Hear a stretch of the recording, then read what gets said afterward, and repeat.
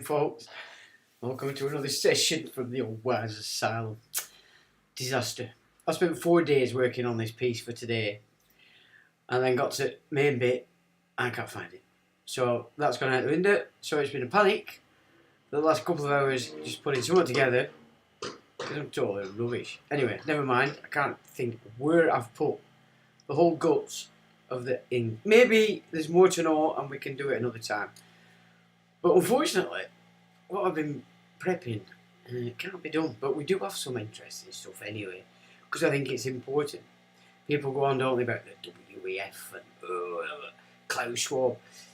That's not what the WEF is, and it's time people started to see it as it is, rather than what they think it is. This freaky guy that likes to throw it large. But of course, it would appear this Davos meeting not as confident as he was last year when he was giving it, and you will be happy and have nothing, and bum sheep and all that kind of stuff. And we will take your children. None of that this year. A bit more sheepish. Go, we help us, kind of thing. Well, that's interesting, and that's probably a good thing as well. But you've got the World Health Organization in the background coming in with some more stuff. Face it, it's getting excited again. I've had another video removed today. Gametes and fertilisation from way back in the day, so I can't even remember what's in it. So that's gone, specifically because it doesn't work in sync with WHO guidelines. So I don't know what even we're in it. I've got a copy of it somewhere, but it's obviously not worth getting out because, of course, YouTube don't like it, which is fine. So it looks like something's going on. There's been an upgrade in the censorship game. Facebook have restricted my posts because they said at my account, because one of the videos just didn't match the World Health Organization. It just, even though it came from a surgeon. So they put that mask on it, and then I put on top of it, Facebook knows better than a surgeon, and they restricted it. So aren't they growed up? They're well growed up at face ache, I have to say. So there's definitely an upgrade on the old censorship, I would suggest. So keep your eyes out for that, folks, if you're going to don't note it on these, on face ache and that, you know. What's going on everywhere else? Well, it's just missiles now, and it's all about the missiles. So it's upgrading now, it's not artillery and tanks, and it's all about missiles. So as missiles going to play, Vlad said, right, you crossed the line, UK, you're very naughty, and he wants to smack our bottom. Now, what does that mean exactly, if he wants to smack our bottom? How's he going to do that? Is he going to bomb number 10? Probably not a good idea, because we know be in it, only staff. Or, you've always got Wednesday. Prime Minister's question times. They're all in there then, Vlad. They're all in the same place at the same time. Not that I'm suggesting any such nonsense, but of course, if I were thinking tactically, I say I would call Vlad the Impaler, Putin another WEF Schley, student, as Boris was, and all the rest of them, and yeah. So, and then we had the old Super Blag last Saturday, didn't we? We went through what I would suggest is the important parts people focus to as to why this hasn't to be accepted or agreed to by the people, thus ensuring that that idea of sovereignty or that power of sovereignty doesn't truly exist while he's signing off all this nonsense coming out of this WEF, which we're going to have a look at. What is it really? Because it's not what you think.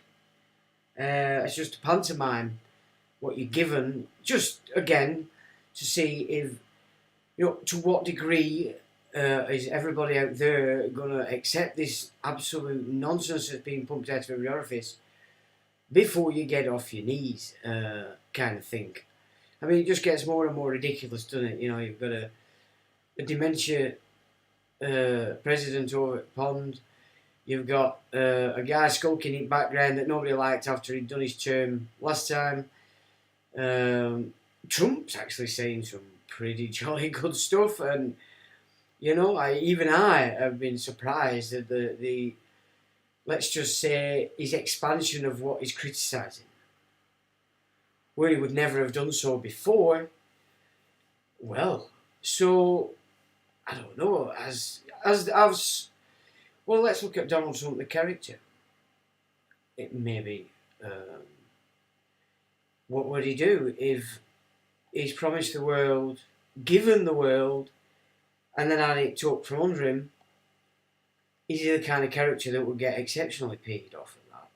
To the point he'd go against everything that were being set up in the first term in order he could do his second term and become the serious kind of character. As he gave all that up and said, "So that, you're all taps, and then we're going to have it." Because the stuff he's talking, I quite like it. I mean, I like what he said before he got into office, I have to say. I've never hidden that fact. But it's just, I don't know. I mean, I've actually started to have a look at some of those Q kind of connected commenters, because I don't really take any notice of Q, but I thought, well, okay, you can see in America that, you know, they're shifting everything around now for this white hats versus black hats. It's on. It's game's on. So Q is shifting everybody into that. A lot of the old school supposed truthers are also seemingly jumping on board. The known fruit bats shows that we know of, that we've looked at not that long ago, 3 in particular, you know, Jordan Peterson, all these fruit bats that are in a lot of cases highly intelligent and exceptionally believable. And unless you're paying full attention to what they're saying, you're not then seeing what they're not saying, and in a lot of cases you miss that, and then that's where you can see 80% they have to give you that's got, it's fact, it's truthful, you can search it and find it, but it's that 20% where they can play around either to obfuscate, completely ignore, or just to add some kind of bullshit in there that's been already prepped by some of these fruitcake so-called conspiracy experts that are pushing and have pushed in the past to get everybody ready for the aliens did it.gov. Now, I mean, I've said this before. If you can get that in, if they can get that in, and obviously the last 3 years I'm pretty worried that they might do, then if they can establish this idea that, oh my God, we've got these aliens in, they're attacking the whole world, and then they're doing it with lasers and all sorts, because they've already got that technology and they've had it for a long time through Project Bluebeam and others. If they can actually get that in the mix, then they are blameless forever and ever, amen, because everything that happens, no matter what it is, a glitch in the matrix, the fact that the schools want to turn the classrooms into orgies for like 6 and 7 year olds, because the UN said, well, it won't be anybody's fault. Well, it'd be aliens did it. Everything will just come down to the aliens have done it. It's nothing to do with us. We're just here shitting ourselves, trying to protect you under our duty of care. It's got nothing to do with us. You must love us. You must love us. You're tormentors. You're prison warders, potentially. You must love us, because we're only doing what we have to do to save you from the aliens. So there's all sorts of scripts already been set up in the last 30 years and beyond, actually. So let's just have a look at that, because if you want to look for a real UFO script that stuck outside of Eric von Daniken and others before him, it were Billy Myers, weren't it? The guy that brought this I'm in contact with the Pleiadians. Now, what came from that in the 70s? I'll tell you exactly what came from that. The idea of the ozone depletion. And there you have the origin of what they're milking to death today, called the wind and rain change. Yeah, and the, oh my God, you look what you're doing to the planet. You're destroying it. But really, we don't really do much apart from suck on whatever it is they offer us. So they're doing it, and then saying, well, we give it you, we made you have it, and now we're blaming you because you're the reason we have to keep doing it. And it's like, well, have you not got any expert superminds up there that can think their way out of this? Because we know that you've been knocking off people that have clearly given us engines that work on salt water. I think last time I looked, where it was 600 mile, you got off a tank of water, seawater. It performed better than any fossil fuel. They're not even fossil, oil-based fuel. We outsurpassed it, and you had a clean engine, and you were only spitting out water. Well, they kept knocking them off. So it's not like you're the saviours of mankind, because all of a sudden you've realised that it's all our fault. Because we believed you when you said, no, you're going to have this, you're going to use this, and you're going to have that system, and you can't have this. Because obviously you didn't think we'd realise that we did that, because that's the system you can control and make a lot of money out of. Whereas if you went Tesla, you're giving it back to everybody to do as they please, you just like everybody else. Yeah, it's like, so it's again, you know, they attack something, and before the victim can chirp, they then throw the idea of this and just the perpetrator. Shock horror, and they've got all the trans people on it, got all the left people on it. It's a baseline resonance for their script, isn't it? Oh, look what he's done. It's just, and before you know it, the victim's just like, what? The world looking at it like, what? I'm evil.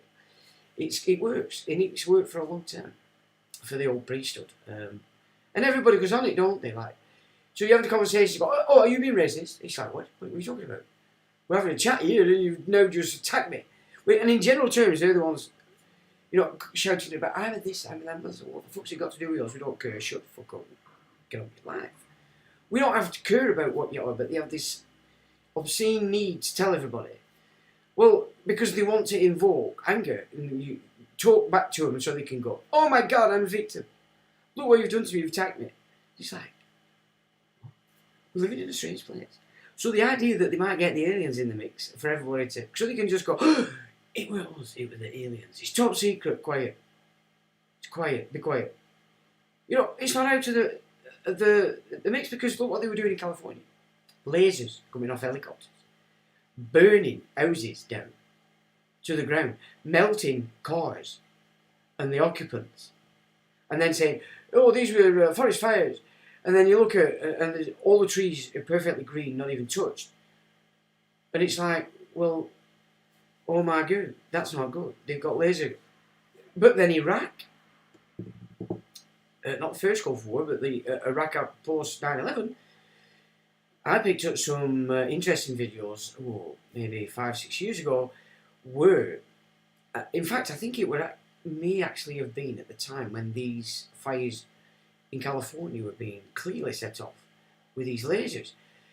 It was being suggested that they were coming from planes and indeed helicopters. But so there were some videos about in Iraq, and it was reporters being called to a scene where a doctor was already dealing with this, in usually a vehicle, and the people inside had been so cleanly decapitated that nobody could understand what kind of weaponry they were looking at. So it's pretty clear there were a lot of that, a lot of them kind of videos where they were, and you know, it went into greater detail but the way that it did what it did and cauterized, they were like, never seen anything like this before. So they were definitely testing them then, and of course maybe again in California. So you're off into wilderness thinking you want to escape the great nonsense that's coming. Think again. It doesn't look good. You can pinpoint it. Nobody would even know. Nobody would be the wiser. And you'd be fried in your cabin in the middle of Alaska. Or even BC, up there in Canada. You can't really escape in any forest over here on British Isles, because you can't walk for 5 minutes before you hit a pub. It's impossible. Just when you think you're in the wilderness, you just come over the hill and there's a pub. And it's like, oh shit. You really can't get lost on the British Isles. It's impossible. I mean, I think you might be able to die on Snowdon if you're a cripple and like a frozen ass. You may get caught up in a blizzard and thingy, but in normal cases, it's not really. There's no wild beyonds here on Blighty at all. And then the sheep everywhere as well, because there's a lot of Yorkshiremen and there's a lot of Welshmen. You know, in fact, I was thinking the other day, No, we'll not get into that one because it's a bit naughty and it's a bit early to get into naughtiness. Anyway, what we were going to say. So anyway, we've picked up this week. It's not new. It came out in February, so you've probably been aware of it. But what caught me this time was I really focused onto a particular phrase, which was by command of the king, and it's like he's commanding now. I mean, that's not. I never heard South Korea girl command. I may be wrong, but command is his language. He's commanding. Okay, and it's just not funny. So before we get into that, who's John Don? Who's having a gander at what's going down? Public Notice says hello Sean and the crew. Hello to you. Husky says hi. Hello Husky. Paul Septon says good evening Sean and everyone. Good evening to you. PY says EDM evening all. PY music EDM. Oh, what are you doing now? What are you up to? What are you actually doing there? Slipknot says, alright Sean, alright everyone, alright Trev, how's it going? Wayne says, good evening everyone, good evening to you, Wayne. Public Notice says again, search computer for change options to last created. It will search computer. Select option, most recent, first. Okay. Bit late now. I rigged up something else quick fast. Because I am brilliant at that. Anyway. So if I hadn't gone for a Walcott copies, I'd probably have learned sussed it earlier. But I didn't. Anyway. Anthony says, how do Sean folks? Well, I am well, I hope you're well. Untitled says, greetings, good, unique individual, Sean, and all viewers. A good and unique individual, well, thank you very much there, Untitled. Mark says, hi, Sean, hello, Mark. Public Notice says, C. What a C? And Public Notice says, individual. And two eyeballs. And cause he's back with his obligatory emojis, and he's got the victory sign and the alien head. LFX gives it the thumbs up, and Cos has now got a dancing jig on and some music. So I'm not sure what your music is there. It's a pity we can't hear you. June says good evening all, and the thumbs up. Good evening to you, June. And Lex Smart says, Sean, I noticed we don't have many bodies buried in the UK. Where have they gone? Most graveyards only have a few, and cremation has only been going from 50 to 60 years max. Well, that's interesting. Now, way back in the day, when I were allowed to comment on all the media before I were knocked off, so we're going back time, a guy actually made contact with me and asked me to give him an estimate. So I went over, but basically, he wanted to talk to me, and he wanted to talk to me specifically about what was going on with these graveyards. And it was really, really sinister. And do you know, it's that long ago. I can't remember. But I know involved were that they were raised to sort of to do things in these graveyards, and like adding bodies under each other. But you know, it were really not good. And I remember that we were really worried about it, and it wasn't a good thing what they were doing. And it's such a long time ago, and I don't think I actually did anything about it either, or look into it any further. But you're right to be concerned about cemeteries because it could how can I put it? So if we were to sort of suggest that maybe the placenta game idea is a bit of a diversion, and that there's something else gone on before that, and that it's a secret kind of deal, but from that you get the kingdoms and then everything beneath. So, and then you work on the idea that we're told we're born into sin, and thus we're then open to being claimed, aren't we? Because we're in sin, and we need to be. Do you know what I'm saying? Governed, as it were.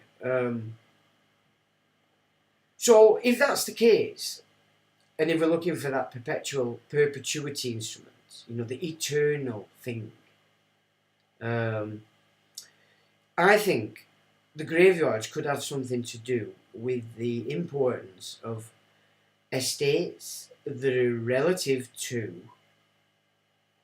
what's within the church grounds. Does that make sense in any way, shape or form? Because of course a lot of the people that got buried back in the day in graveyards were wealthy people. So that's people that had an estate of worth. Now, if those estates down the next generations were forsaken because, as everybody is today, they don't understand. They understand parts of it, but they don't actually. The picture itself hasn't come together in the same way it took God knows how many years for it to finally start to come together for me. And that's the thing. It is important that people understand that this kind of take on the matter. You're very aware of this real reality, and that is it's not something that's a groupie thing, because ultimately you as an individual are moving to reclaim the securities set in your estate that are being administered through the equitable title that's administered by the government. They're bankrupt, they're all operating under bankruptcy. So whatever may have been going on in this system before all this bankruptcy stuff went on from 31, we don't get to know exactly what's gone on, because they don't want us to know, because in my opinion they've moved everything so that they can shift all these estates into this Noahide the Fourth Trust, this new system whereby you'll have nothing and be happy.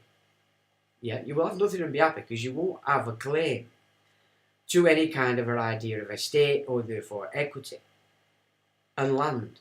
Yeah. So you brought that up about the graveyards. I wish I could remember. I know I would have wrote it down in notes somewhere, but it's so far back, I'm not going to have them today. But I know it was exceptionally important what he was telling me, to the point that there were a big rush for people getting, councils especially, councils gaining control of graveyards.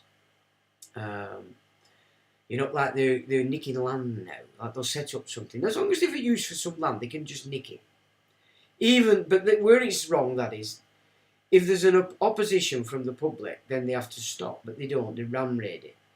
So they're doing it with like old school football teams now. You know what lads are like for getting excited on football, and then they just build this club and then start nicking land all over the shore and put it in a trust. Build some things. Don't say it's ours now. We'll use it. And so the councils as a corporate, or 1/3 corporate, well actually sorry, these councils now are 2/3 corporate, 1/3 the council. It basically, they found a way by which they can take control of the land, and it's 2/3 of the share is in the corporate side. The council are just there as the liable side for anything that may come, for the costs, for any legal stuff that comes about, etc. In the same way they do it with the 5G system, whereas they can't give planning permission. They can't get insurance for these systems. Lloyds will not underwrite it. They've made it very clear in various notices and letters to all concerned. There is no insurance for that platform. So thus, when the council actually give planning permission to these companies, they're on taking their liability, or you're taking, because it's going to be the 1/3 class as the council, the body of councillors. Through them is the liability, which means you're the taxpayer, so that it just gets thrown onto this debt. You're never coming out of administration. And we did a video not long ago about how much is taken in tax here. You know what I mean? We're nearly $1 trillion just in tax. That's not including all your fines and charges in the legal side on the roads, and for the garbage legislation that the police are pushing, the policy enforcers. But it's nearly $1 trillion just on the tax take. So if there's $1 trillion on the tax take, there's absolutely trillions in real assets here on the British Isles. And of course, it's ours. But look how they swing it. They're taking a big chunk of what is ours and then wrapping it round us like a snake and strangling us like a python. And ever shoving us into these corporate hands. Now, of course, this king has just done the same. He's a WEF puppet. So, let's have a little look. Well, hang on, let's just catch up with you guys. So you're still saying good evening. Inheritance refers to the assets that an individual bequeaths to their loved ones after they pass away. That's right. So, as it stands, because you've gone through the education system, your parents, right back to our 2 generations, 3 generations, were thick. They didn't know their ass from their elbow. We're in a position where we really don't know our ass from our elbow. So, of course, what happens? You're born, these titles are created, you then get a national insurance number, proclaim yourself as it, you were then operating in the ID side of the equitable trust. Forget common law, you know, that's held in the right of the monarch. You are now just dealing under commerce as ID. So you're holding legal title and thus you're liable. You're the trustee, basically. So if you cock it up, the trustee is the one that has to pay it up because he's liable, he's cocked it up. So we're aware of that. Now they get to pension side, don't you? And whereas the trust that they set up on the estate, the equity side, is maturing when they give you that age for retirement. But before that, of course, they're going to blag you because they want to keep hold of that estate. Because to do that, they need the death certificate. But if you claim that back, you know, as a matured trust, thank you very much, cashing it in, then you'll be operating correctly in relation to this system. You're supposed to get it at 21, but we don't because we're not taught. We don't know about this stuff. Yeah? So it's very important, this death certificate, so then the graveyard, the gravestone, etc., etc., which is why there is a death certificate. It's why there's a marriage certificate. There's a certificate for everything. Because each time you do something in the equitable side, there's money thrown against it, there's bonds created, and they move in this promissory system on the back of everything we do. So you go to a bank and you take a loan out. You're actually creating that issuance of the money at that point, and it's a promissory note. That's what it is. They go into, you get some figures in your bank account, they sell it as a promise to pay. You've promised to pay, so that's a promissory note. Away it goes in the back end of the banking system. You're all in the front end on the fiat. Yeah? So when you're starting to think about estates and all this is the kind of mindset you've got to have, because you've got to have an understanding of what the reversion would mean. You can't just go, I'm reversing it, that's it, I'm the king now. Well, what are you going to do with it? How are you actually going to apply? Yeah? And so I think the reason why so many people that have been in it for such a long time, but is still in that what the hell kind of thing, you're just so full of that kind of data that it stops you from actually seeing what you, but yet you have to see, you have to know it, you have to be aware of it. Otherwise, the concept, just the idea of it isn't enough. You have to understand the idea, but then the guts behind it. So then you have to back engineer it back to the, well, what have they created? How does it work? How did it start? So that's where David Higgs comes into play in relation to just really getting across to you the different jurisdictions. And he just keeps citing the peacekeepers. Now, I have no idea who these peacekeepers are. No idea. I mean, I don't really get excited or I'm not looking at other people's work unless they're spot on. You know, if I'm studying, I'm searching out sort of stuff. I'm searching out history. So I don't necessarily come across a lot of people out there that I know are doing this stuff. So he goes back to the beekeepers a lot, and he is trying to get across to them. Your intent's okay, but you're good in it. You're not gonna. You've no teeth in your efforts. You know. So it really is important. So no matter how good intended you are, no matter what you do know, until it connects in a manner that you know how you're approaching the game, because there's, in my opinion, from what we're looking at, there's three sides: equity, you've common law, and then you've got ecclesiastical. Now I have summed up on my site about those jurisdictions, and in part they're quite correct, but it's a bit deeper than that, in my opinion. And so we're looking at the moment into how could you reference the story of Mother Mary and Jesus as it's portrayed? Because it's like, well, where the fuck's Dad? Where is Father in this gig?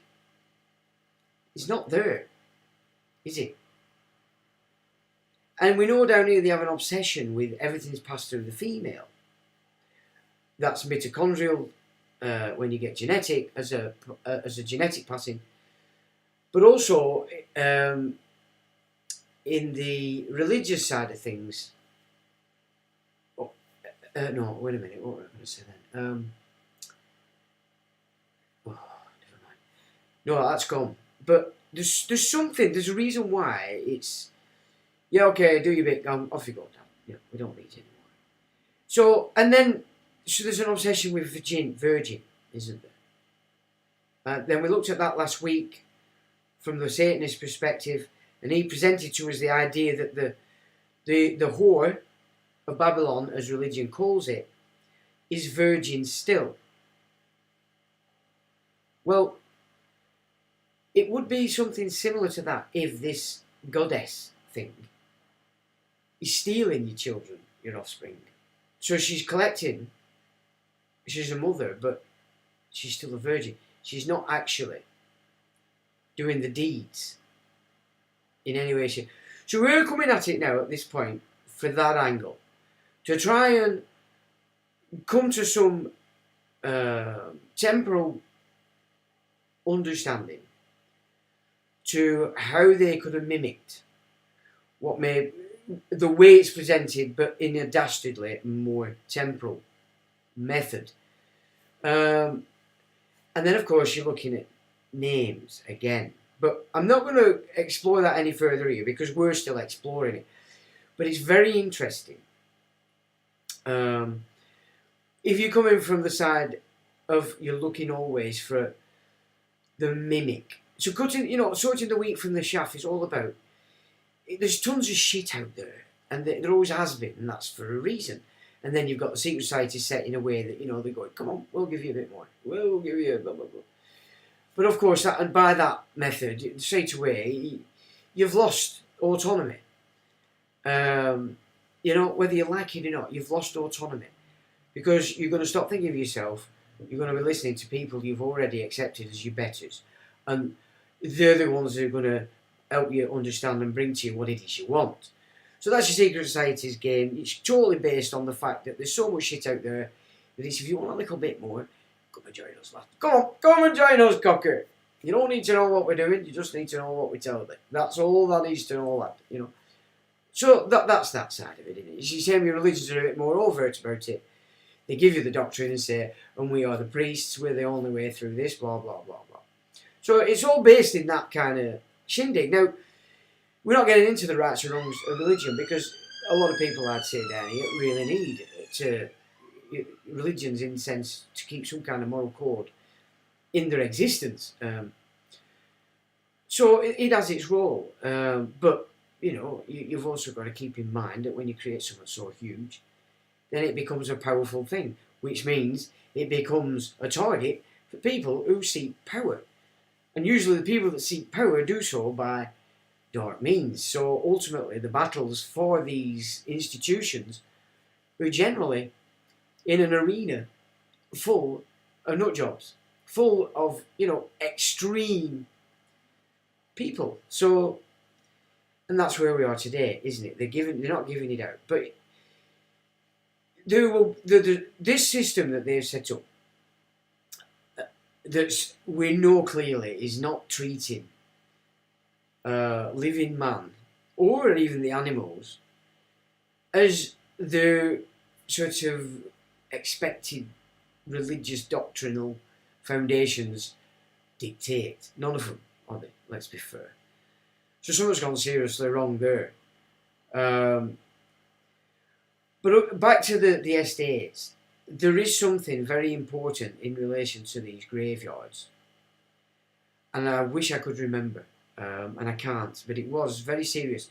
And I'm talking, you're probably talking about 2007, 2008, when this took place, so it's a long, long, long time ago. And I do wish I'd done a bit more with it. But I did maybe put some stuff out on all media that I were out on then, just to see if there were any comebacks. And there were the one or two, actually. So they were definitely something that were going on that we known. But the councils were very sinister players in it. So that's what I do remember about anyway. So let's have a look.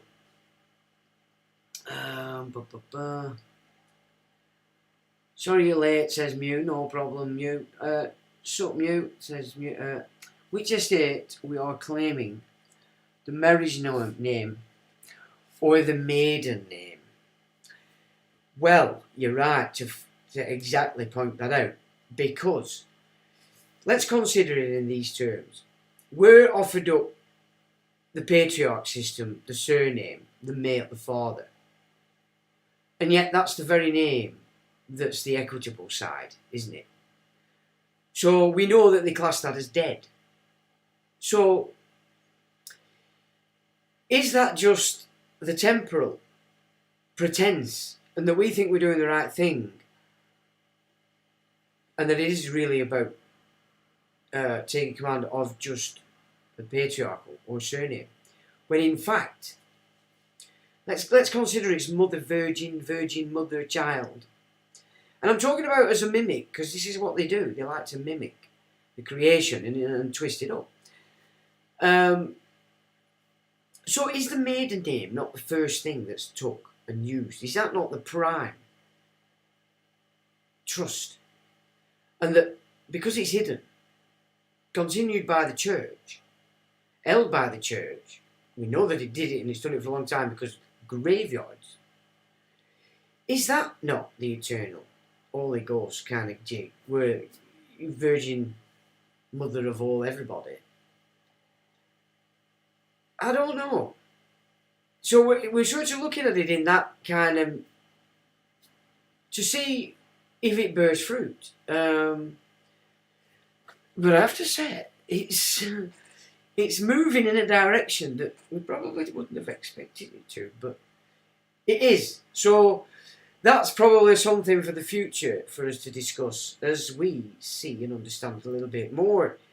But it's interesting, let's just say. The Virgin Mary. Yeah, but there's a shadow to everything, and it doesn't matter where you get it. If you know it, stuff is lucky. There's always that mimic. You've got the coyote in the Native American. There's always a mimic of the Great Spirit's creation in all the ancient traditions. And here, of course, they call it Satan, don't they? As a mimicker to what? The great, yeah. So it's all in the same format. So, when I'm looking at this kind of stuff, because it's clear that this system that they're fooling us all in on, this person like it, is an evil system, and its intent is evil. And people really don't understand that this is the kind of stuff that makes the Third Reich legal, the concentration camps legal, yeah, murdering civilians legal. It's this kind of slow shift just outside people's maps, so that they're not quite seeing the territory, because they've had installed this image of what it is they're seeing play out in front of them. So yeah, graveyards, good subject matter to bring up there actually, and that we went a bit off where I were going to go, but that's good, because like I said, what I had planned went a bit haywire, so whoever wrote that up, well done indeed, because it is important, and I wonder if it is to do with, if you claim the land, you can claim the estates, if they're not still running, if they're still in the hands of the state. Now, can you imagine how important that would be to these mimickers, you know, in order that they can take over everything. Anyway, I'd say we're on the right track there. Evening Musugo turned to Jesus. Your answer was fantastic. What have I missed? I think I've missed something. What do I say? Oak Tree says, my granddad's graveyard. They now can reuse graves over 50 years old unless in perpetuity is on paperwork. And is that paperwork with the parish, or is that paperwork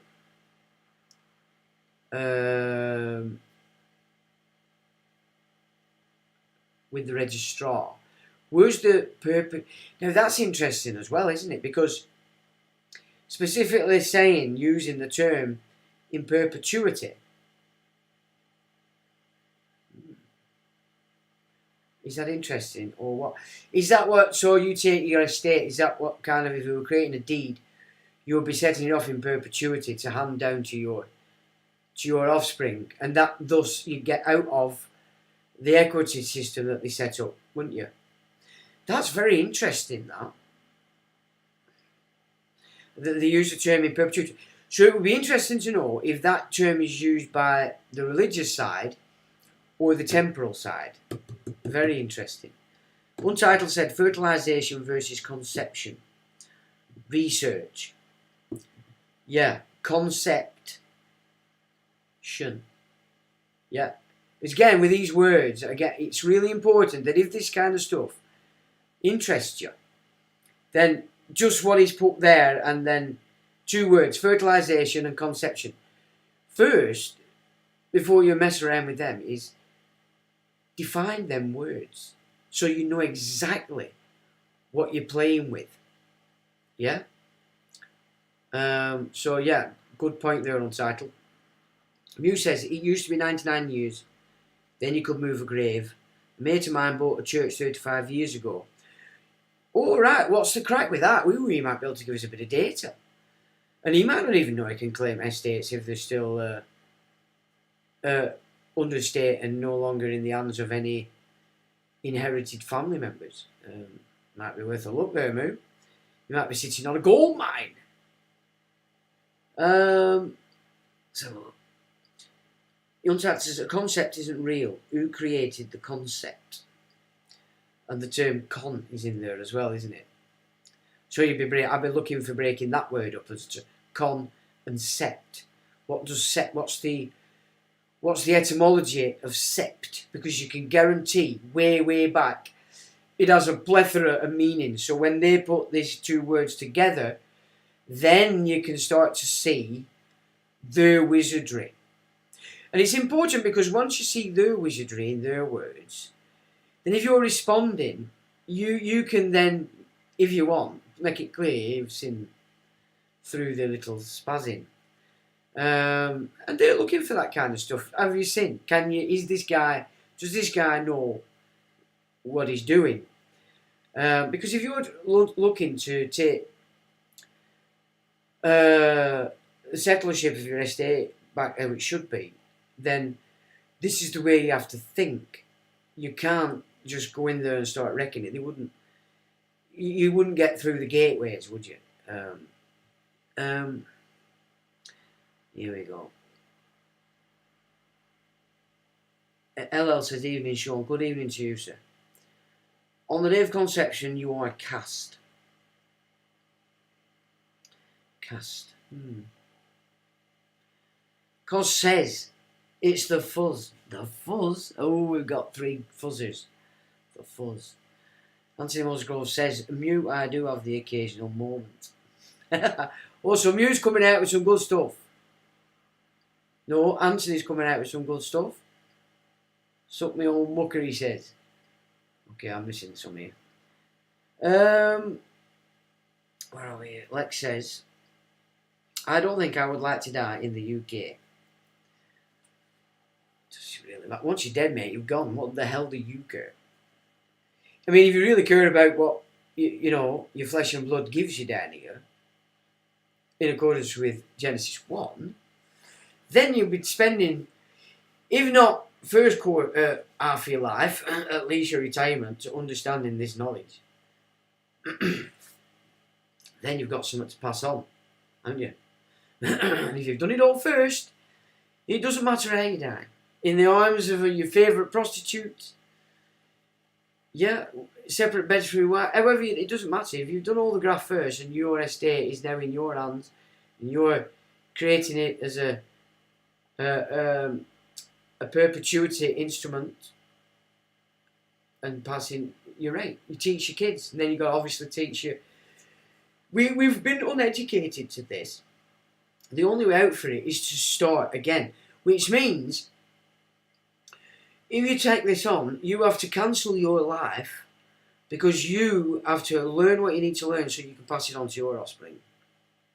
So it's a sacrifice in that you're not pursuing it for yourself, because if you just did that and didn't educate your next generation, your offspring, it dies with you again. So it's a sacrifice, isn't it? You know you're not going to benefit from everything you possibly could. And if you're not a selfish baby boomer, this is how you'd think. So it's a bit of a shit gig for Generation X, whatever generation you are, because you have to sacrifice a lot in order that you can understand what you need to understand and pass it on to your flea bags. Even if they're thick as pig shit, you've got to try. You know what I'm saying? Right, where are we? We explore the pension fund? For some of us who are coming to the end of our working life, retirement. Right, so, how do we do all this? Equity. It's all we're going to deal with, is you're only dealing in equity. Alright? So at the moment, the government's holding the equitable title, and they've got you holding the legal title. You're the trustee. They're the beneficiary. You're the trustee.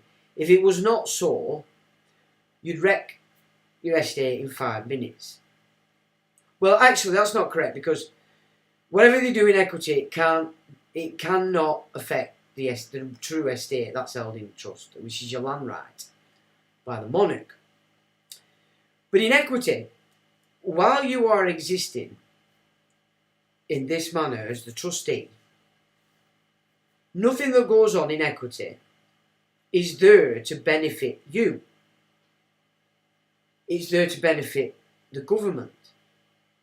So every time you make a cock up, which means break one of the rules set by the deed, the trust as it were, the Seska V, because you're the trustee, you have to pay. That's not what you want to be. You want reversion so that you...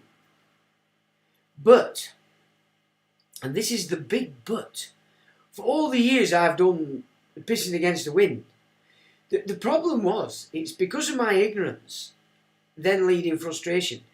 You're at war, you think. So it's like you've got a smell that things aren't right? And I'm telling you, me.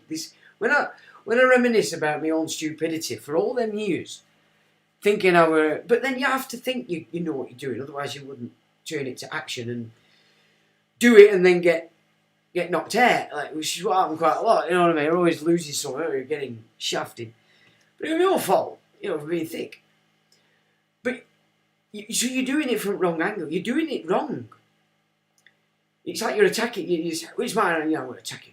When they're looking after it for you, and you want to kill them. You want to beat them up. You're shouting at them, screaming at them, and blah blah blah. So until you start to see it in that way, the actual the viz you need to see the mechanic isn't going to come. So you block yourself. You block it out yourself. It's the best way I can explain it. Is you're blocking it out yourself, and it's because you're angry. You're approaching it from the wrong angle completely, so you can't see it. Does that make sense? I mean, it's not an easy thing to describe because it's a shift in you, and then a cog must go in the bigger scheme of things in your little world. And another page turns and it opens up and it's like, oh, I see. And so that page has to be turned. Do you know what I'm saying? Which is why, as I've sort of come to realise that was my error, then you start to realise that you can only teach law, or not teach law, but present your experiences as you've tried to play in it. You can only teach it so far to somebody, because ultimately they have their own way, they've had their own process of coming to where they are. So they've gone off in perhaps similar directions, but then other directions as well, and they're full of that. That's where they're at. So you can present your side to them to a point, and them to you. But ultimately, each of us are working it out in our mind. I'll have a look at that. I won't have a look at that. And so that there isn't one for all method. There's just a lot of remedies in different, and it depends which angle, which path you go down as to what you're going to pick up. And then if you can make sense of it, then you can use it. But it really is about the way you approach it. Because what you're actually wanting is to, you're not going to get 25 million quid in your bank again, because that's again a false idiom about how you're looking at the gig. So that's two false idioms that I know you all have, because I had it as well. Yeah, and it's that stops you from seeing. And it's on you. We can all help each other to a point, but it is only to a point. Because ultimately, when it comes to, if you achieve what you want to achieve, which is control of the estate, or settling it yourself,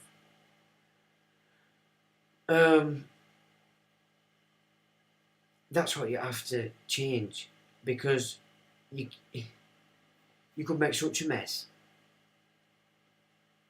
They're doing it, of course. They're making the mess at the moment. They're the ones, because they're nicking it. They're taking it with your consent. And if this Antichrist character is the kind of guy that comes out with this idea, well, I've got the answers to everything, but you must give up your estates. We're going to put it over here, and you'll go, yeah, oh, praise it. Oh, praise it. So best thing first is don't praise anything. Just crack on. Best you can. But, right, back to your point, my apologies. It wandered a slight bit, but I think it's valuable data. But, so, once you've come to that understanding, right, then you can see how what I said about understanding that the pension is attached to the trust that they set up, and it matures at your pension age. But before that, they've got you brain dead, and they'll offer you a measly pittance. Because for them being the beneficiaries, it's more beneficial to the equity side if they only give you 25p. So they're not going to give it you by any other method other than you reverting back to you being the beneficial side, and also the settler, and putting the state in the position of trustee, because it created the SESQV trust. You create owns. So they're liable, but only if you're no longer operating as trustee. Now, when you can see that picture, then you understand what I've said about that maturing. You wouldn't even entertain pittance because your mind wouldn't be thinking at that level. You'd be thinking at the other side of what it is. Does that make sense? So it really is, it comes, and only you, as an individual, all on your own, only you can achieve that reversion. Because it's you doing the communication, and it's you who will be settling that estate. So you ask yourself, can you do that? No. So stop with wind and piss, with crying and striking, right? Because that's just what you do when we're infants, innit?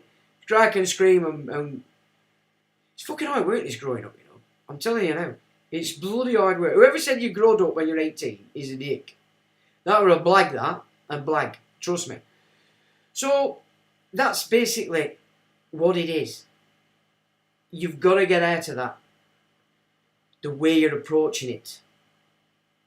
Because in truth, they're nicking it at the top, but everything in the state is only doing its job to actually protect your estate. Yeah? And which means the equitable title as well. Anyway, hope that makes sense. Because that is it. That is the game. It's a shift in understanding. But first, there has to be a shift in the way you're approaching everything. Everything. Because if you were to have idiots in there with that kind of capacity, well, then you've got takeovers of your nation properly. Because so it has to be protected, and I now understand that. I do understand that. So I'm no longer at war, and it's good in that sense. I'm talking about from my own personal self. Doesn't mean to say I have to be happy and content with it. I'm not. But I'm not warring against my own system now because I have better understood what that system is and how that system's working and why. So that's what you want to be getting to. It's really important, and especially now with this coronation that's just happened, because I'll tell you now, so far I'm aware of only one other guy who's prepared to put forward and say, I'll take this, and that's Ivan Talbot. Now, it doesn't mean there isn't others. I don't know. I wasn't paying that much attention, but we did an interview with Ivan. I think he's a nice guy. I like the guy. Yeah, I know we had, but at the end of the day, I'll tell you now, I'd rather have somebody like Ivan than what we've got and what this guy is going to try and do to this nation and everybody in it and on it. And all the assets belonging to the same. That's all of you out there. Every single one of you. Right? So what are you saying? Sean, you needed to lift the bones and then you could move them. He wanted the old church as a scrapyard. But houses sit on the land now. You need to lift the bones and then you could. So what do you do with them then? Do you have to reconsecrate them? What about, more importantly, Mew, what happened to the headstones? Because it's set in stone, isn't it, that estate or that equitable title, because it's always capped, belong to that parish. But again, with the mimicking, I know way back in the time, the Christian church wasn't this shit that we've had since Vatican II. And maybe since the rise of Methodism and the Puritan side of things, so Civil War here. Things have never been right since then, but I don't think they've been right for even time before that. So what did they do with it? What did he have to do with the stones? That would be interesting, you. Sean, have you heard of the expressions bona vacantia, a Latin, I believe, for vacant bones, claims for vacated estates, where no one comes forth as beneficiary? That estate is then open for claim. Well, yeah, because that makes sense. Not because you've written it there, but because the system itself, as I'm now understanding it, would have that in place. This is why everything reverts to the crown. But remember, the crown is only holding in trust. It's yours. But not what they're trying to do now with Charlie. Right? Not what they're trying to do now. That's what they're trying to nick from you. So if you're a baby boomer, that's what they're trying to nick from your offspring. That's what they're trying to nick from your grandchildren. If you're Generation X, that's what they're trying to nick from your kids and your offspring. Yeah? And write down. That's what's going on here with what Charles has just done. With that. We don't know what's in the book that he took the oath to. The oath was a crock of shit. And I really do hope that people start to recognise that backing and upholding the Church of England means nothing unless the Church of England is still the Church of England. And it is not. There's no protest in it.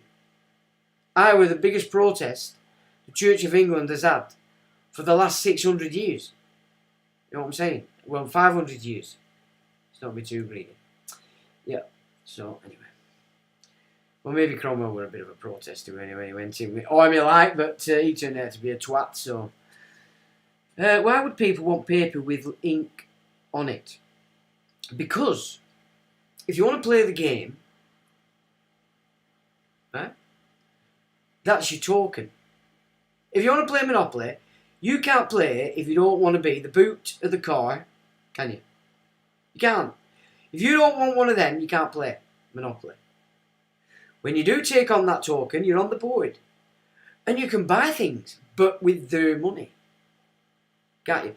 And there's little pets and prizes, and there's charges and fines and penalties. Yeah? So you're on the board with your token. The problem is you're operating that token from the point of identifying as it. And not the mover of it.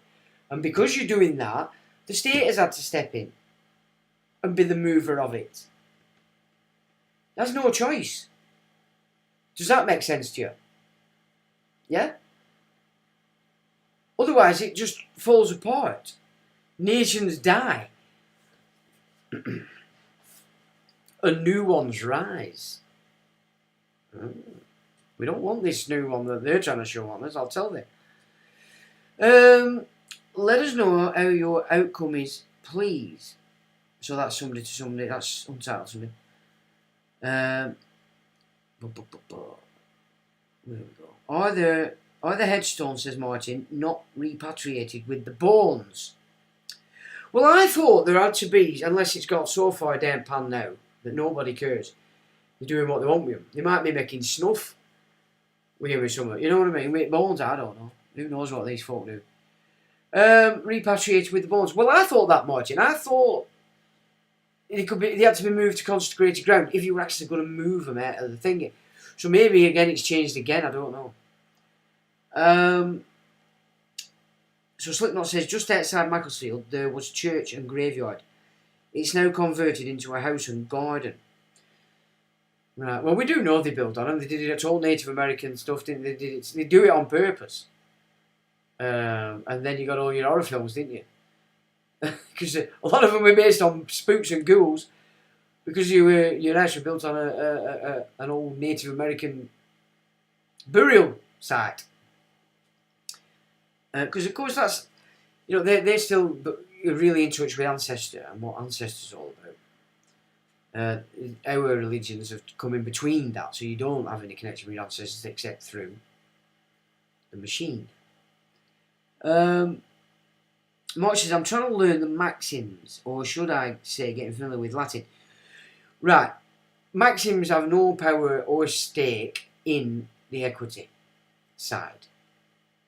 So if you're going into core equity, throwing common law maxims about, forget it. Forget it. It's wrong jurisdiction for a start. Alright, so first thing you need to get to grips with is that. And David Higgs is your man, is easy. It's the simple. The reason why I passed David on to you is here I've had a couple of Zooms with a guy. I like him. He's a decent fella. Okay? He's got a good history. I know his history. I know some of the characters that he were with. And them guys, they blazed the trail back in their day. And then they all got their heads kicked in. As did I. in 2014. You know what I'm saying? If you're going to do battle with these people, they're going to do battle with you. And they might not get you right away. They might bring you in a bit further because they really don't like you if you piss them off. And they want to pull you in even further so they can proper smack your bottom.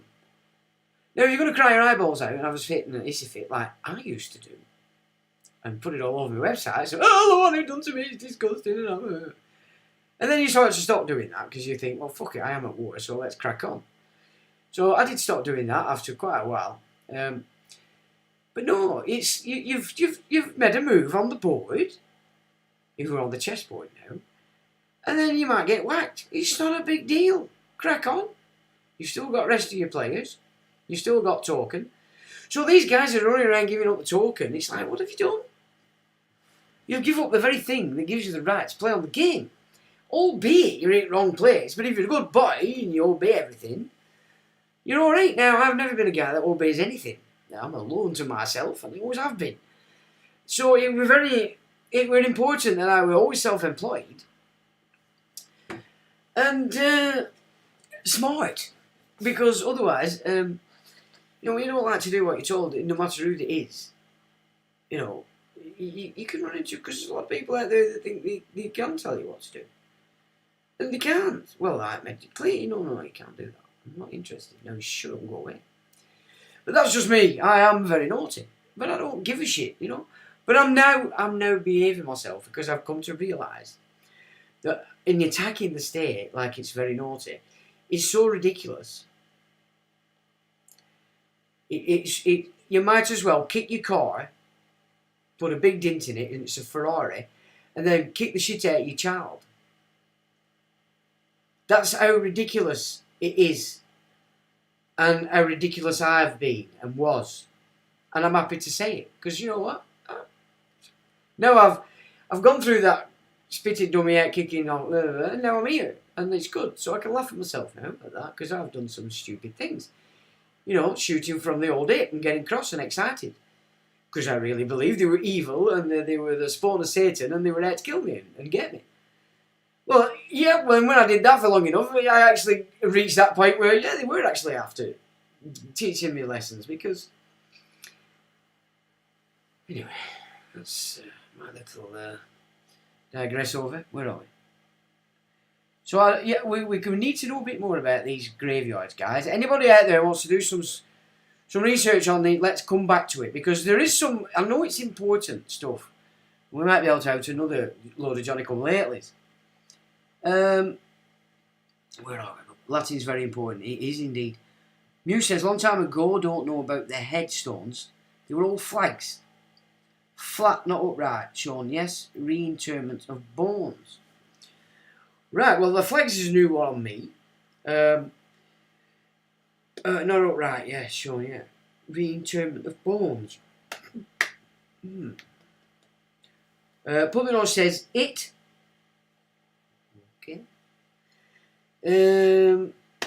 Carries liability tax. It and tax. And Untitled says, Mark, maxims are used in English law, common law. The legal don't realise maxims. Absolutely correct. They make it up as they go along. And Mark's gives the thumbs up, and Mark says 30. So shall we have a little gander at what I were going to say? Because actually, what are we on now? Oh. Actually, this is turning out quite interesting, because I think you guys have put in, and you've turned this into something really valuable for people who are really serious about this and not just carte blanche and then get cross because nobody's doing it for them. It's been quite an interesting gig. So anyway, so what I wanted to just remind you, because it pissed me off somewhat. This is Bank of England and HM Treasury. Bank of England, HM Treasury. The digital pound, a new form of money for households and businesses. Consultation paper, February 2023. The digital pound, a new form of money for households and business. Presented to Parliament by the Economic Secretary to the Treasury by command of Fat Fingers.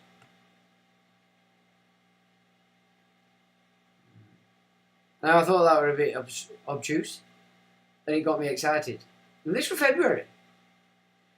So as you can imagine, by command of the king, this is what he wants. Now, it's worth a read, guys, because a lot of people are a bit worried and scared about this whole gig, but it makes it clear in there, alongside money. So again, it's really important, and on you, start to use money again. Because this is one of the first things they say, and that is this. Hang on.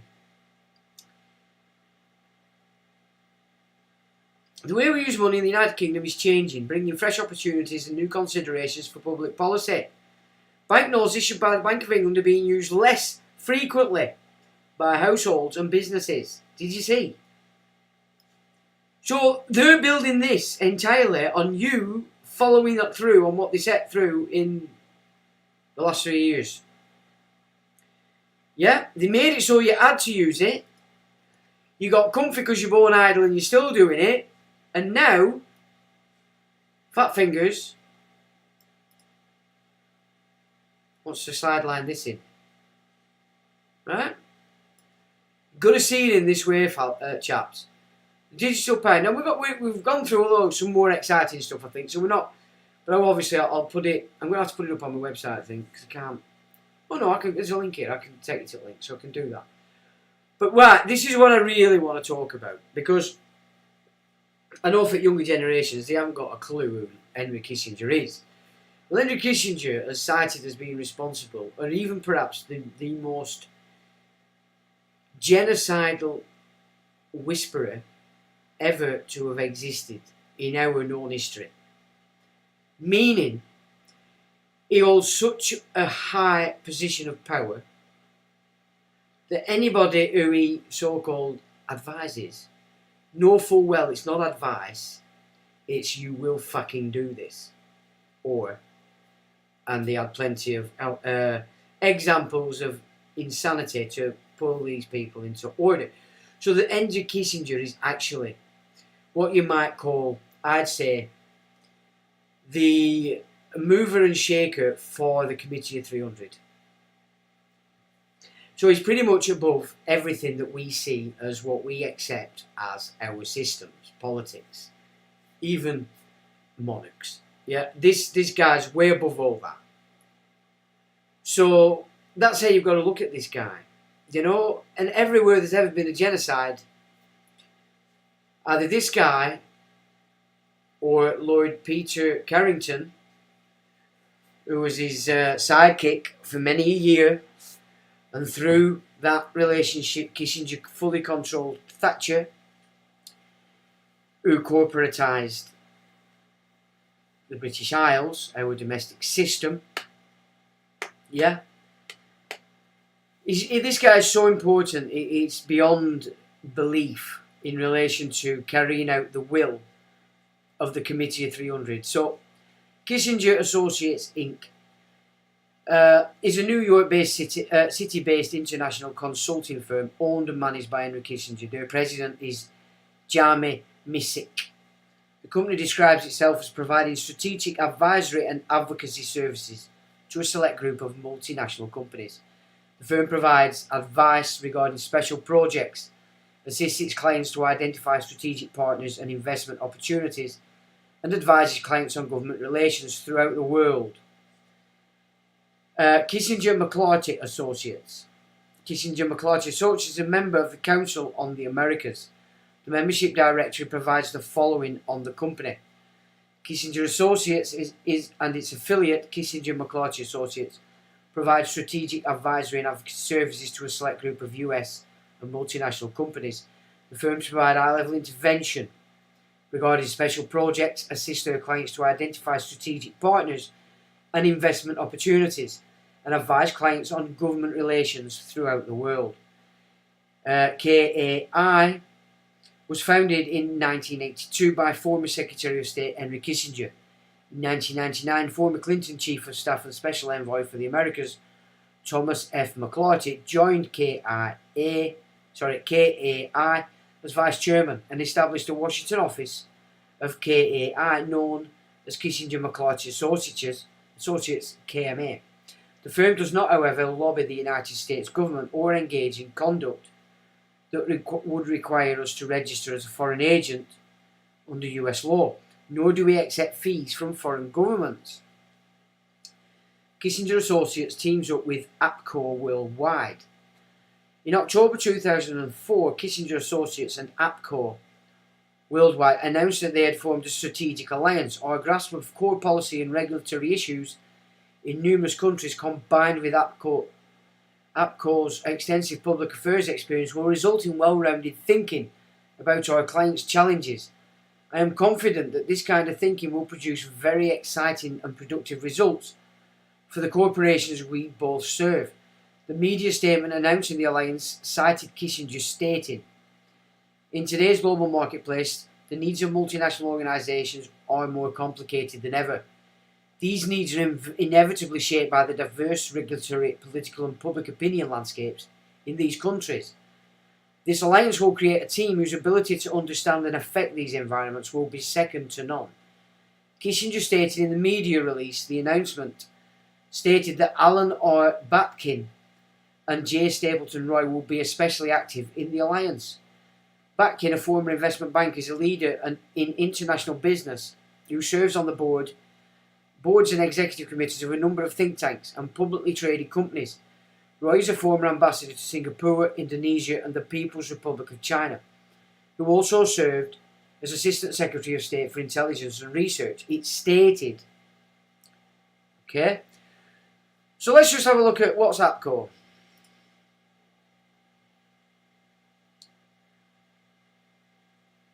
APCO Associates Worldwide.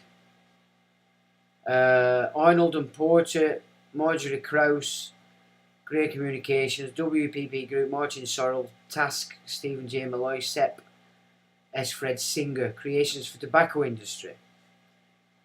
So this looks like a big part of it is tobacco.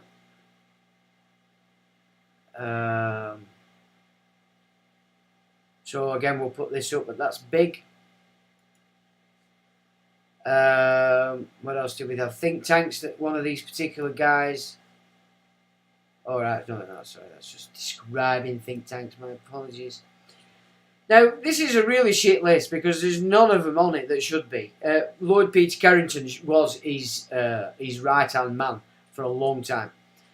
Kissinger Associates, Henry Kissinger, Chairman, no image, no image. You don't want the young ones to know who he is, you don't want a face to it. Yeah, so there's all these people. We can look at Ditchley Foundation. There you go, Council on Foreign Relations, Morgan Stanley. Oh, there you go, National Security Council, this Lehman Brothers, Morgan Stanley, and HP. Central CIA. Yeah, Ditchley's bad. This Ditchley, you can see Tavistock. So, Jamie Missick, that's his deputy.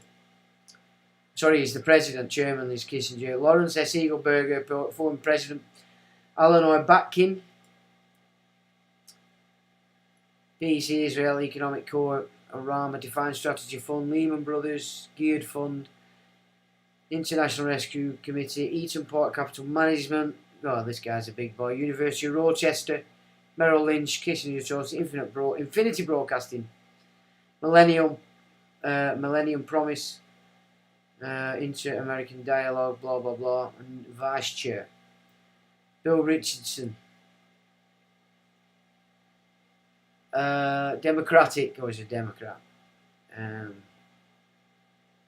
Secretary, U.S. Secretary under Energy Secretary under Clinton. There you go. So there's Kissinger got his man into Clinton in one method. He's got plenty. He's was nominated for Nobel Peace Prize for Burma, Cuba, Iraq, North Korea, Sudan. National Security Council, USIP. Yeah, these guys are big players. We'll not go through them all. But there's tons missing from there. I've got a list actually somewhere. I'm going to have to find it. 350 Park Avenue, New York. So it's the 8. There's your Octagon. Kissing from source researches. So you've got some interesting links here as well. What have we got on the discussion? Like there's no effort on discussion. They're removing everything now off the talk pages, now called discussion.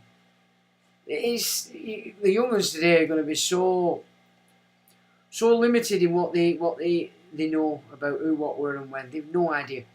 But basically what I want to get across with this is what is controlling the WEF. So everybody coming out of that is really operating for Kissinger Associates. Alright? So important. And Kissinger and Associates have always been tied, not because I say so, but history shows you, to genocide. Pol Pot, Mao, Rwanda, everywhere that there's these huge genocides. Days or even hours before they kick off, somebody from this gig with her laying down the rules of the game, basically, for everybody to follow. So, where are we?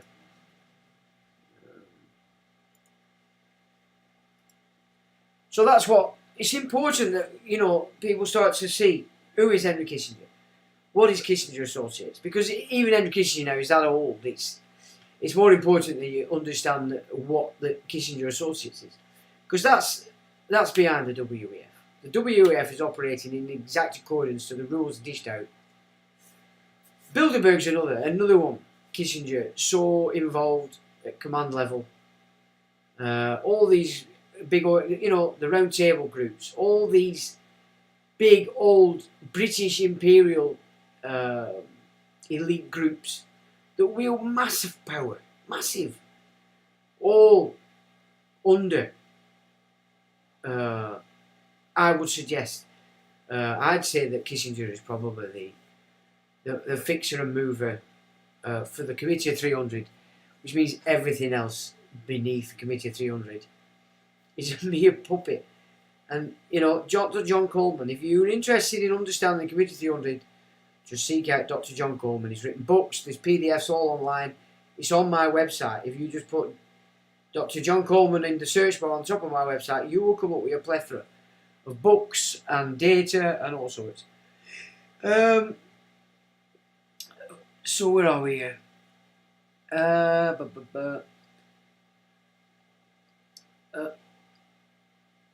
I'm learning all the time. Latin is just one speed, reading is another. Yeah, headstone could be a public notice of account closed.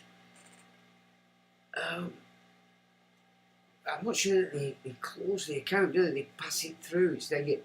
It's the perpetuity side that they keep, and they keep it in the mix. And I don't know. Look at the crest. Says untitled. Okay, let's have a look at the crest.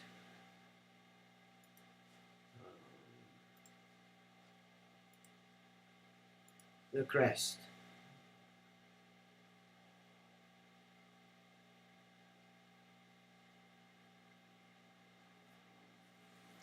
That is just the crest, as we all know it. Always the unicorn is chained. And the fruit-backed lion. The Templar cross. The fleur-de-lis. Duet Mondroit. Now I forgot what that means even. It's been that long since I've actually focused to it. But chains everywhere. There's always something got to be chained. Have you got something to say about that untitled? Go on, pray tell. Pray tell. Also, this is an interesting, I mean, I have talked about, we've not really gone into this, but, you know, this is the centre of power in London, or was. It's very interesting, occult look at everything. There's your Cleopatra's Needle. There you've got Shalmek's house with the clock, and to the left you've got Adelphi house with the flags. Yeah, if I expand that, does it get any bigger? Yeah, it does, there we go. So there you go, there's Adelphi house on the left, and there you've got Shalmek's house, and in the centre you've got Cleopatra's Needle. There's one in New York. Now these needles were set about in the 1800s to a specific new imperial PowerPoints, yeah? It's interesting. You look, this page is a very interesting page, in truth. There's the Adelphi, the Oracle. Now this again is interesting because this is St Martin's in the Fields Admiralty Church in the city, and that's what you have outside of it, this big stone thing here with it, and that's what it is on top, and it's every child is fixed, yeah, and it's Admiralty, yeah, this is the Admiralty Church, Church to Mars, yeah. It all works in together. Now this is, we were looking at the potential that Charlie could be the green horse, because it wasn't actually, when you get into the etymology, it wasn't white horse, it's green horse. Again, interesting stuff if you want to have a look at this kind of gig. And this is the windows inside St Martin's. I mean, look at that. What was the green one? That's death. And Charles, let's face it, is the green. That's all he's about. Now, can you imagine if he became the monarch of all this for longer than he needed to? He could become that very easily. And then another window that they have in there. Oh, where is it? Oh, there's a big image missing off here because there's a twisted window. It's very twisty. I can't understand why it's not on here. That actually should be on there. Unless it's a... No. Well, there's another image on there of another window in there that's very twisted. Very strange. But it's an interesting read. Again, anyway. So, that's that. Where are we? There is one more thing that I'd like to discuss with you, because God and my right, there you go. That's it. God and my right. So there you have. Said Charlie Boy, giving it his God said. Which God? Which God? Because it certainly isn't any God that you'd expect to be finding atop of Church of England, because it's now all gone Talmud. The Latin writing changed. I sent you a link to this today. Did you? Oh. It's a different crest, is it? Okay, well, we'll have to have a look at that again then. Untitled, and we can maybe look at it next week. But I do, so far, in my book, there is only one other person that's prepared to come forward in my book that has any semblance of keeping things in order, and that would be Ivan. So, unless there's others, you want to tell them, let's have a look at him. But Ivan, I liked him, I thought he was a nice guy. Unidrate brought in by Gerald Ford, Bretton Woods Agreement, yeah. Divine right of kings, and of course. But who gives out the divine right of kings? The vicar of the mimic story, potentially. Because I think we've been fed horse shit for about 1,000 years, but the original still existed within it. But slowly but surely, the dark side has become it. And then we got Vatican II. Especially so when the Jesuits were forced back in after they were thrown out. And then, of course, they became an arm of the Prussian Empire through Catherine the Great and whatever was going on in Corsica. LFX says, rest one can have a rest when they display their crest for all to see. Right, so there's one more thing I'd like to just show you. I need to come out of here, and I need to come out of here. Because this is an interesting notice somebody sent me. The Crown offer rejected. I hope you can see this. Shall I zoom it a touch? I'll zoom it a touch and then you might be able to see it. Okay. The Crown offer rejected. It said that the Company of Merry Men, the progenitor of today's Bar Association, arrived in Britain as a troupe of actors and mummers, pantomimes during Shakespeare's last days at the Globe Theatre. He commented on the arrival and deemed it an ill wind. We are left to assume that he was already aware of the activity on the continent. This past weekend, the British people witnessed a pantomime in which the former Prince Charles was ostensibly being crowned, at least verbally, as the Protestant King of England, Ireland, Scotland and Wales, but was actually crowned as His Imperial Majesty and a pagan Roman Emperor instead. That's what the imperial crown used in the ceremony means, and it is a public admission entirely silent but obvious of what is actually going on. It doesn't matter what they say, it only matters what they do, and we've discussed that many times. Listen to the verbiage, but watch what they do. That's the man. Like his ancestors, he is limited to working as the Pope's overseer of the Commonwealth. So not only is he not a king, he's a Protestant obligated to serve the Pope. Plus, he's a German who has just been crowned as a Roman Emperor. We couldn't possibly make this up. The situation and the failure of the British Crown to act upon Brexit and the failure of the former Queen's government to effectively monetise the British pound sterling, not that they could do that on their own, has led a group of British landlords who have reclaimed their natural political birthright to join our claim and act on behalf of the lawful government. Now then, right? This is where it's at, folks. So these are guys that have reached everything that they need to reach, which is what a lot of you guys out there are wanting to do yourself. So only at that level could you actually pull this together a bit like Magna Carta was forced on through the Lords, it being in support of what's real, the lawful side, not letting equity and the agreements thereof pull in the entire estates of this nation. They claim the land and soil of Great Britain, including not limited to England, Scotland, Ireland and Wales, the Orkney Islands and other outlying British possessions worldwide. They claim the British pound sterling and the gold sovereign as their lawful money. So this is these guys, okay? They claim the British pound and the sterling and the gold sovereign as their lawful money, and they stand with the Lord High Steward, Ivan Talbot, as the actual throne is unoccupied, okay? They reject Charles III's offer to reign over them as an emperor sitting on the chair of the estates formed as a result of the original dead baby scam we have described earlier, instead of the throne owed to England, Ireland, Scotland and Wales. They decry the attempted substitution of an emperor for a king, which they witnessed on Saturday. They refuse the offered contract on behalf of themselves and their lawful government. They cite the High Court case of Yar vs Regina as his historic precedent, revealing purposeful fraud and substitution of offices, which is happening again. As a result, no contact exists and none is agreed upon with regard to the kingdom and countries of England, Ireland, Scotland and Wales and the British possessions worldwide.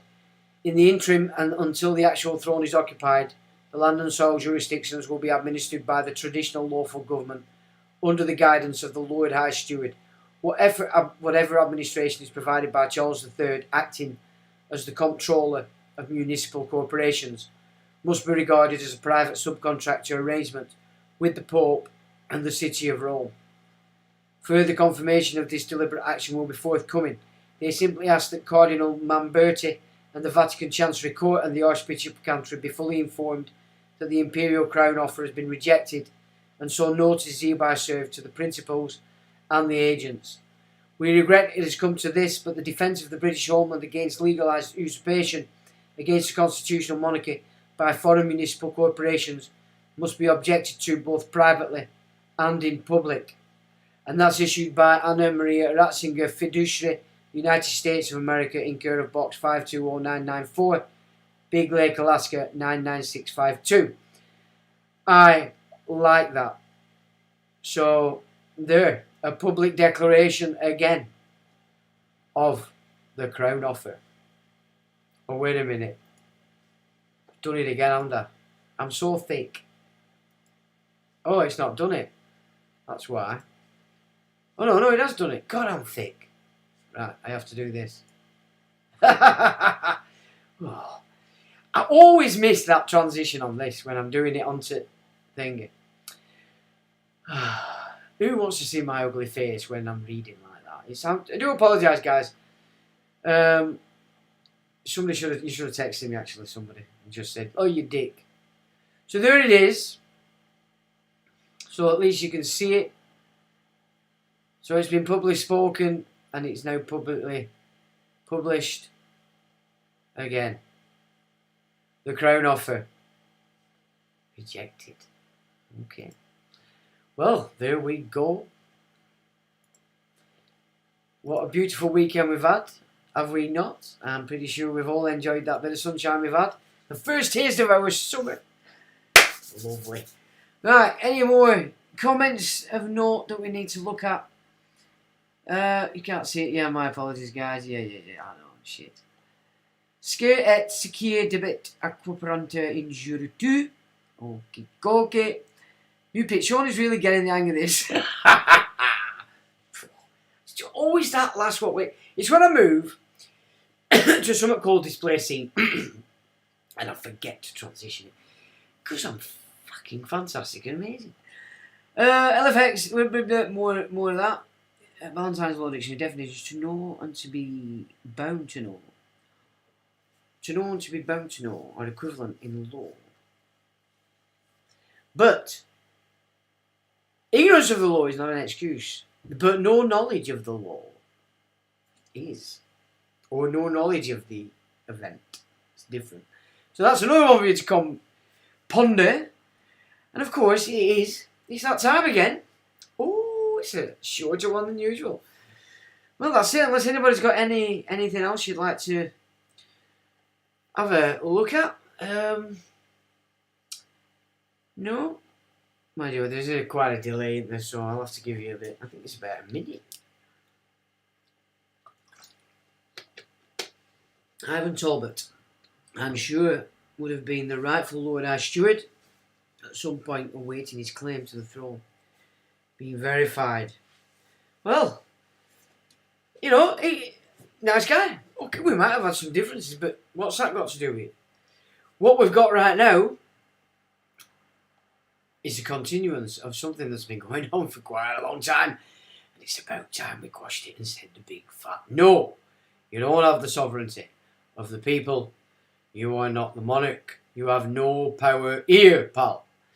And with that, ladies and gentlemen, what can I say except, have a good week. Thanks for joining me, mods. If you're out there, thanks for modding. And with that, chaps, I'll say, till the next time.